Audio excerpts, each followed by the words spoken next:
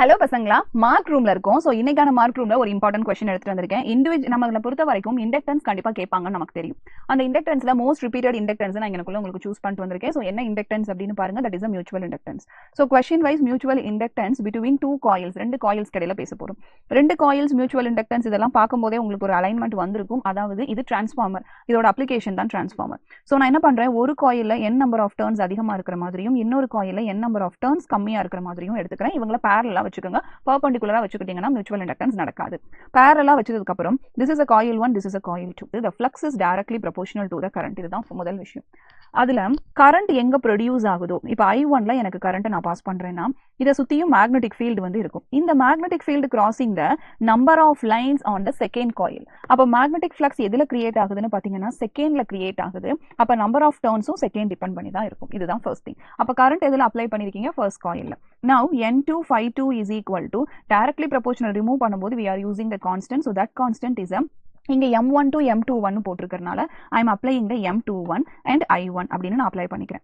So அப்போ இதோட continuations எப்படி இருக்குன்னு பாருங்க, தட் இஸ் N21 phi21. இதை படிக்கும்போது செகண்ட்ல இருந்து ஃபர்ஸ்ட்டுக்குன்னு படிக்கணும். அப்போ செகண்ட் காயில நடந்திருக்கு because of the first coil, அப்படிதான் படிக்கணும். So this is my first equation. இதுல இருந்து நான் M2 கால்குலேட் பண்ணிக்கலாம். So EMF of the second coil is equal to நமக்கு பேசிக் ஃபார்முலா தெரியும், that is d phi divided by dt. அப்போ d phi21 divided by dt. இதை நம்ம apply பண்ணோம்னா d of M21, that is a current I1 divided by dt. நம்மளை பொறுத்த வரைக்கும் constant தூக்கி வெளியில போட்டுடலாம். That is EMF E2 is equal to M21 of dI1 divided by dt. This is for the first coil.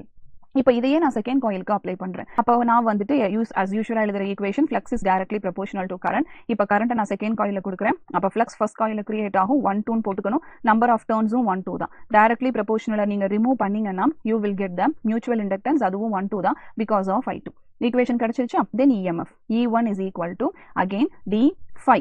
ஈக்குவேஷன்ஸ்க்கு நம்ம போவோமா? So d phi 12 divided by dt அப்படின்னு எடுத்துக்கிறோம். ஸோ இதை கொண்டு வந்து நம்ம அப்ளை பண்ணோம்னா d of M12 then I2 divided by dt.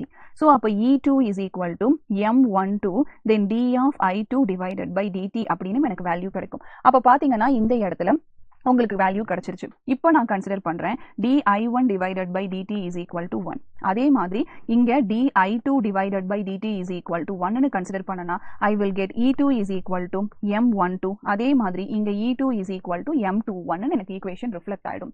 So அப்போ இந்த இடத்துல ஒருத்தருக்கு ஒருத்தர் ஆப்போசிட்ல ஒர்க் ஆகிறனால ஒருத்தரை நம்ம நெகட்டிவ்ல டினோட் பண்ணிக்கலாம். யாரை வேணும்னாலும் நீங்க நெகட்டிவ்ல டினோட் பண்ணிக்கலாம். ஆனா இந்த மியூச்சுவல் இண்டக்டன்ஸோட வேல்யூவை கால்குலேட் பண்ணி பார்க்கும்போது உங்களுக்கு நல்லாவே தெரியுது. என்ன தெரியுது அப்படின்னு சொல்லி பாத்தீங்கன்னா இந்த இடத்துல that is a M12 is equal to minus M21 அப்படிங்கிற மியூச்சுவல் இண்டக்டன்ஸ் இங்க உங்களுக்கு கிடைக்குது. இது ரொம்ப கிளியரா நமக்கு தெரியுது.